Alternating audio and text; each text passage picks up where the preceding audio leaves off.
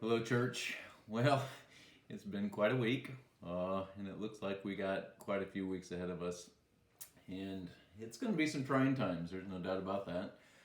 I was thinking about this morning is that there are two great threats, it seems like to us. The coronavirus itself is a real threat. We don't want to downplay that at all.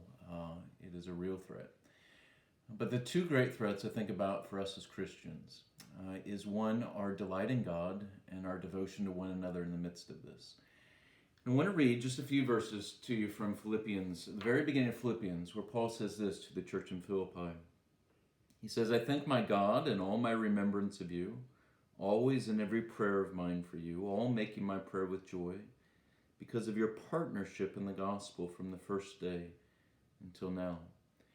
He says he's always, in every prayer of mine, he's making prayers for them with joy. And you think about the context.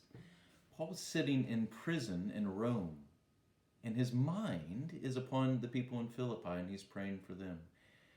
This is the great antidote, isn't it, to losing our delight in God and losing our devotion to one another is prayer.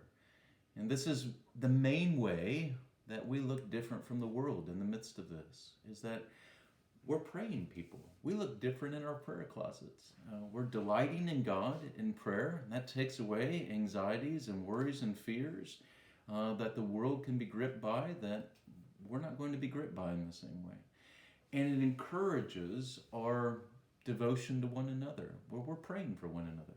Now, we may not be able to see each other face to face, but we're have each other in each other's minds and upon each other's hearts, and we're praying for one another. And so I would encourage you this week to take some extra time, take a few minutes, even right now, after watching this video, and just pray. Would you pray for some people in the congregation that you know would be fearful or lonely during this time, or they got kids at home and aren't used to the kids always being home, or someone's job is in jeopardy because of the financial things that are happening? Would you just pray? And later this week, the elders are getting together virtually.